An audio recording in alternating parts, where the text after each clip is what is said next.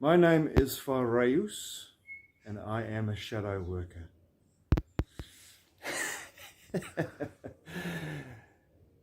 I find it interesting how how a lot of people in the consciousness expansion movement, a lot of people on their consciousness expansion journey focus on being light workers. I am a light worker.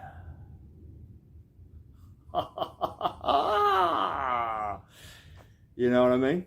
There's this, everyone wants to be a light worker.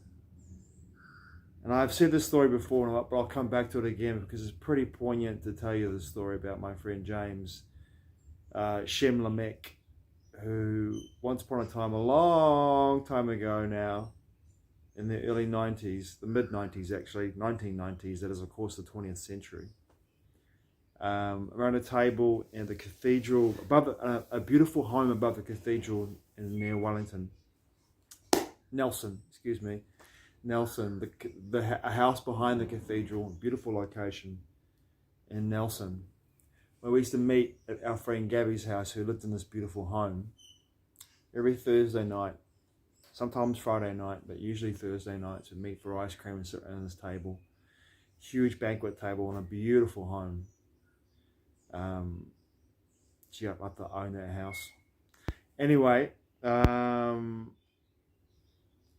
friend Shem turned to me at that table, and there was all healers and psychics and amazing people who held this energy. Breatharians, our friends, my friends in the mid-90s in Nelson were very, very spiritual, very conscious of their path, the spiritual path.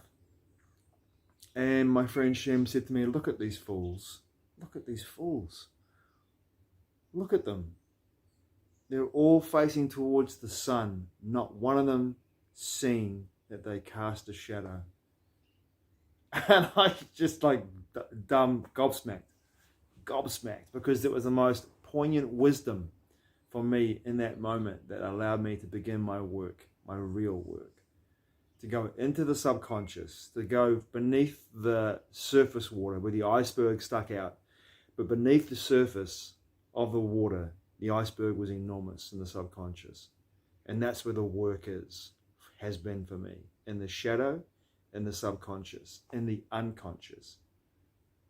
Is diving down deep into that unconscious, into that subconscious, to find the wounds, the traumas, the beliefs, the patterns, the statements,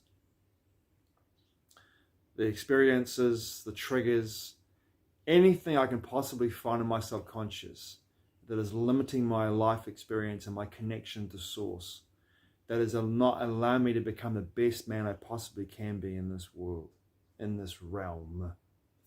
How I can heal the wounds from ancestral wounds that have passed down through my biology, through my DNA.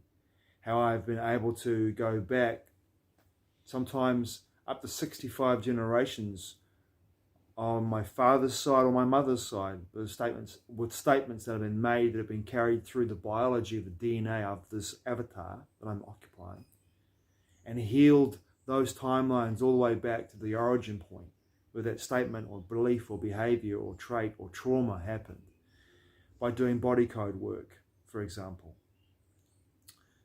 with Catherine Caldwell, which has been my focus in the last 3-4 months almost, has been doing body code work at least twice a month, and then going through various aspects of my own projection into the world, attributes around what I want to work on, and using a pendulum to assert and to know which aspect I'm attuning to in regards to working, and then going deeply into the subconscious mind and into the genetic history, the biology, the attributes that are carried through the genes from avatars long before I was fertilized, long before my avatar zygote was fertilized, but the energy, the repercussions of those statements, those beliefs, those traumas have been carried down through the DNA, through the actual DNA of this avatar on my father's side, my mother's side, passed down for generations, and healing back through the body code work, back to the origin point, and then bringing it together and taking it and healing it in a way that forward and backwards, there will be no more carrying that energy forward. And that energy being healed backwards. That statement, that belief, that trauma healed to a point where my ancestors, in regards to my avatar, existing in this moment, because there is no idea of a linear time, existing in this moment, have had their trauma healed and my perception, and therefore in their lives living a very different life, having changed with the reverberations of this healing happening in this moment. I was doing the shadow work, healing those timelines, healing across timelines, forward and back, across all generations, that carry the same DNA signature. For me, that is shadow work. That is what the work is all about. That's what, for me in 2020, when this whole thing kicked off with the scamdemic, it's funny, I'm a very clear audience individual sometimes, especially when I'm writing, especially when I'm being creative, especially when I'm tuned in, when I'm deeply tuned in. And I had a very clear message during the lockdown in Wellington in 2020, which was March, April, early May. Can you carry this? It was my ancestors. I could hear them clearly saying, can you carry our trauma and heal it? Can you carry all the way back and all the way forward? Can you carry it? Can you heal it? Across the lines of time. Time being the construct within this realm and beyond this realm. I was like, you're asking me to carry the burden of all the trauma across my entire avatar's genetic history. Is that correct? Yeah, it's correct. Can you do it? And I was like, fucking hell. Okay, sure. You want me to heal across the lines of time? I'll do it. And I made that pledge, I made that statement, I made that affirmation that I would do that. And I have been doing it for the last 6 years, deeply. Working with people, practitioners, doing my own work, my own shadow work, researching, writing, studying, working with practitioners who, and of course, coming into working with Catherine Caldwell came due to the fact that I was doing contact care work with Sheila Prosser in Whiteman's Valley near Wellington, Upper Heart region. And doing contact care with her is doing emotional contact care. So it's the emotion code, which is part of the body code experience. Part of the experience of the body code work is the emotion code, the belief code, and then the body code, which kind of incorporates the entire spectrum of the healing process of this incredible work. But Sheila Prosser used to do with me when she did contact care work, which is releasing bone flintlocks in my body, emotions that were stored in those flintlocks, and those flintlocks, she could release them and feel them as though they're being released, or if they're being held in a flintlock. And that turned me on to look into the body code work. And that turned me on to Catherine Caldwell. I began to work with Catherine Caldwell in Laumutri, top of the South Island, by Zoom call for the last 4 months. And the work I've been doing with her has been extraordinary for me as I become deeper and deeper and deeper into a place of calmness. And that calmness comes with the healing process for me, right? I've done videos before on the echoes of and on the body code work, and how I think the body code work could be a form of interacting with programs that run through, like software programs that run through the form, and therefore in this realm. I'm not sure now if we're living in a simulation or if we're living inside a gigantic living being, right? I think for me now, the jury's out, but I'm still leaning towards the concept that we're living inside of a gigantic living being, and that being has functions within its metabolism, so to speak, within its biological responses, you know. And in that experience, what we're experiencing is like, you could, I guess, in some way, you could correlate that, my experience, what I'm talking about now, to, say, microbiome being in your own gut, right? Having an experience of living within your body, within your being, right? Perhaps that's a pretty poor analogy, but at the same time, it's the best I can possibly offer at this time, in this moment. But I digress. The work, the shadow work, and the reverberations of releasing statements, beliefs, attitudes, patterns, behaviours, affirmations that go back generations through the avatar's DNA. You're carrying in your own DNA because it's carried through, like the energy is carried through the DNA. It's an imprint. The DNA is a library of information. Your avatar's information, your library of information in the DNA, and all those codings carry the information imprinted of trauma, right? So I'm carrying it through, but healing it in this process of the echo of this process of releasing this energy, and then installing positive affirmations, beliefs, statements, behaviors into my being has brought me to a place of calmness that I haven't had for a very long time, as the world around us, I'm talking about the nature of the global society and civilization, according to what we're seeing with the propagandized media and alternative media. And of course, a lot of it now, thanks to AI, we have to question and use our discernment around what's real and what's not, and what's misdirection, what's distraction, and what's important to us and what we give our energy to. So for me, this process of body code work and this shadow work that I'm doing, have been doing for the last 6 years, but I've been doing it really for most of my life, but really going deep with it in the last, realistically, probably the last 10, 12 years, going very, very deep on it, 12, 14 years, going very deep on it. 2011, 2012 is when I really started to go really, really deep with the shadow work. But now, thanks to my lack of distraction in regards to a number of aspects of my life, I've had the time and energy to do this work, and then to sit in the integration experience and then embody what I've learned and what I discover about myself. But I can't say enough about working with the body code work. For me, the work has been a revelation. So one of the aspects of the body code work I did in regards to releasing a traumatic response, and I'm releasing a statement that revolved around this traumatic response to get attention from my childhood and from beyond. And funnily enough, this particular traumatic belief that I released on Wednesday last week also went through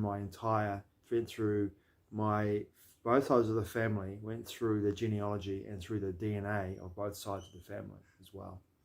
So generations back.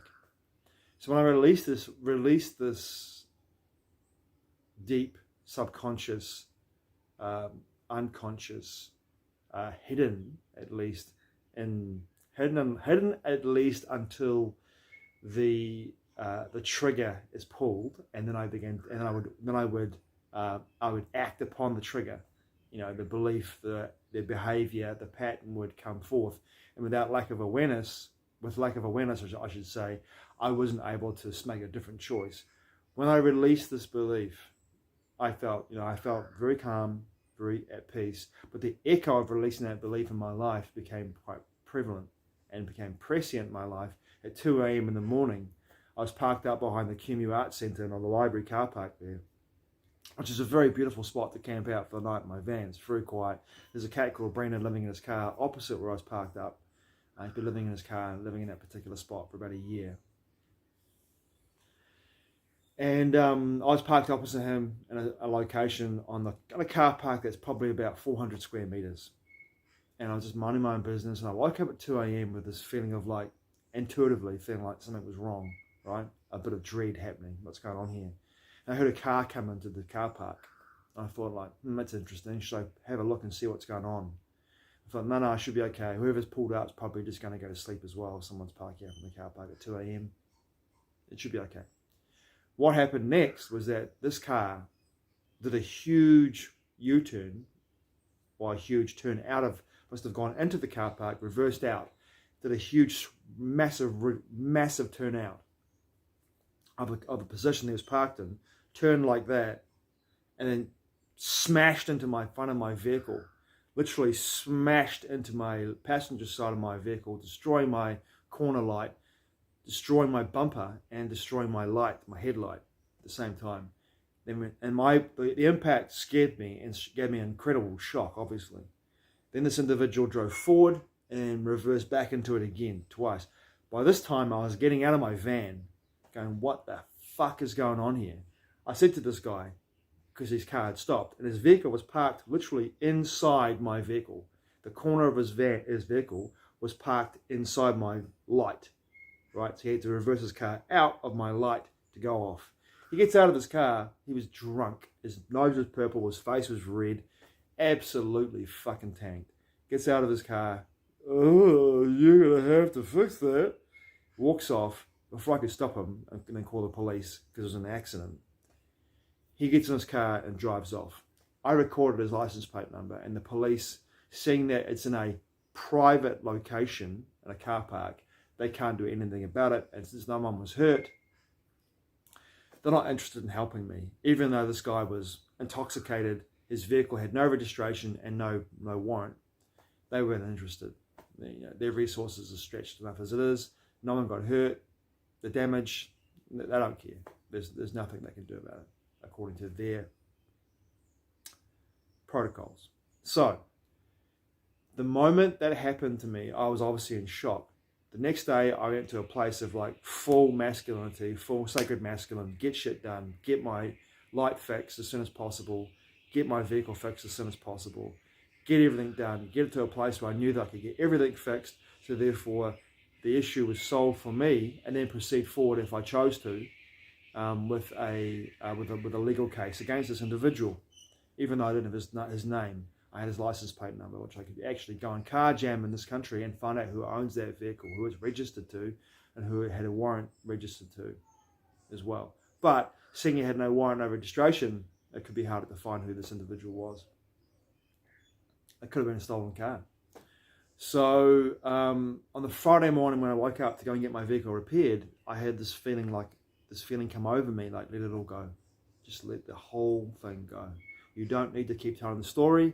You don't need to keep the story alive. You don't need to even adhere to give the story any energy anymore. Just get your vehicle fixed and walk away from the situation, because you're keeping the crisis alive, the conflict alive, the drama alive, the trauma alive, to create a story to get attention. And this is what I felt. Not necessarily a projection, that's what I genuinely felt. I had seen myself doing that a number of times in my life. Keeping a story alive to get attention, to bring it into a place of like pity, right? And the classic example for me of not telling a story to get myself into a place of reaffirming the walls, shall we say, of the container of that story by putting bricks and mortar into it, by using my words. Even though I'm doing that right now, in a sense, I'm sharing the story with you. I'm doing it in a place of like telling you what happened and why I did it, right? But this will be the last time I want to talk about it. I don't want to talk about it anymore. But I can see how in my life, how by telling a story about my own conflict, my losses, the dramas, the traumas, keeps the story alive, but also gives it energy and keeps it in a place of solidity in my life.